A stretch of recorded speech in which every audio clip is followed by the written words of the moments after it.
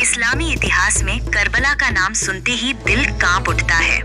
ये वाकया सिर्फ एक जंग नहीं थी, ये उस सच्चाई का नाम है जो कभी झुकी नहीं। एक तरफ हजरत हुसैन इब्न अली पैगंबर मोहम्मद सल्लल्लाहु के नवासे और दूसरी तरफ यजीद जो सत्ता का भूखा अन्यायी शासक था। हजरत अली की शहादत के बाद उनके बेटे हजरत हसन कुछ समय तक खलीफा बने, लेकिन आपसी फसाद से तंग आकर उन्होंने मुआविया से समझौता कर लिया। मुआविया की मौत के बाद उसका बेटा यजीद गद्दी पर बैठा।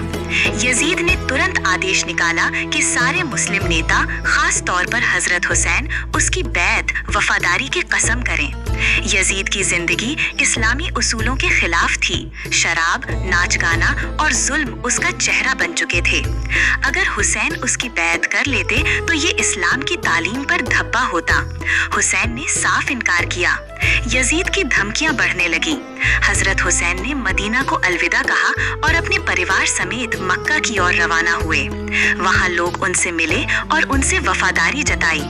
इसी बीच कूफा के लोगों ने हजरत हुसैन को खत भेजे, जिनकी संख्या हजारों में थी। उन्होंने कहा, आप आइए, हम आपकी बैत करेंगे और आपको खलीफा बनाएंगे।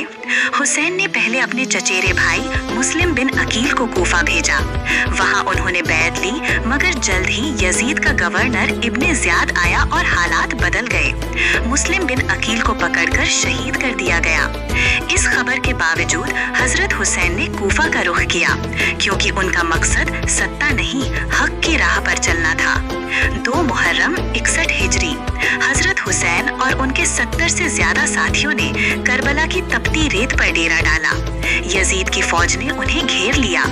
कुछ दिन तो पानी मिलता रहा, मगर 7 मुहर्रम को यजीद ने हुक्म दिया कि हुसैन के खेमे को पानी देना बंद कर दो।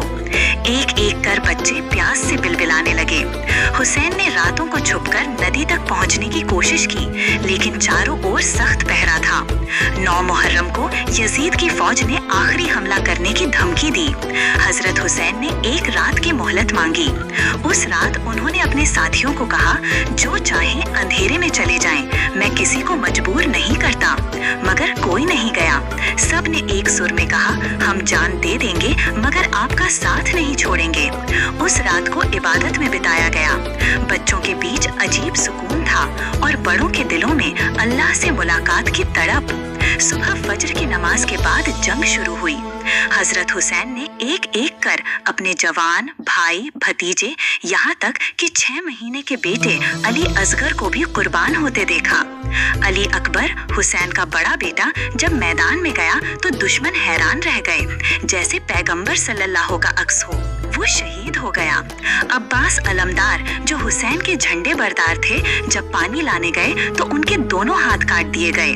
फिर भी उन्होंने मश्क को दांतों से पकड़े रखा, लेकिन शहीद हो गए।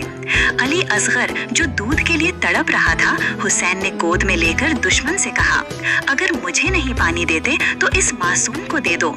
जवाब में तीर चला और अली असगर की गर्दन चीर दी गई। आखिर में हजरत हुसैन अकेले रह गए। वो थक चुके थे, जख्मी थे, मगर हौसला बुलंद था। उन्होंने घोड़े से उतरकर सजदा किया। तभी दुश्मन ने उनका सर काट दिया। हुसैन शहीद हो गए, मगर उनके हक का पैगाम जिंदा हो गया। हुसैन की शहादत के बाद उनके घर की औरतों और बच्चों को कैद कर लिया गया।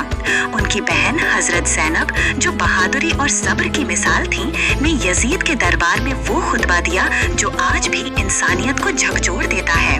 उन्होंने कहा, ऐ यजीद, तू समझता है कि हमें मार कर जीत गया? नहीं, ये सिर हुसैन का तो उठकर कह रहा है, लब्बैक या रसूल अल्लाह। करबला हमें सिखाता है कि हक के लिए जान देना चाहिए, जुल्म के सामने झुकना नहीं चाहिए।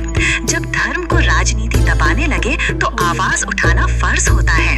हुसैन ने हमें सिखाया कि सर कटा सकते हैं मगर झुका नहीं सकते। आज दुनिया हुसैन को याद करती है। यजीद का नाम मिट चुका है, मगर हुसैन हर उस दिल में जिंदा है जो इंसाफ, इंसानियत और सब्र को समझता है। हर दौर में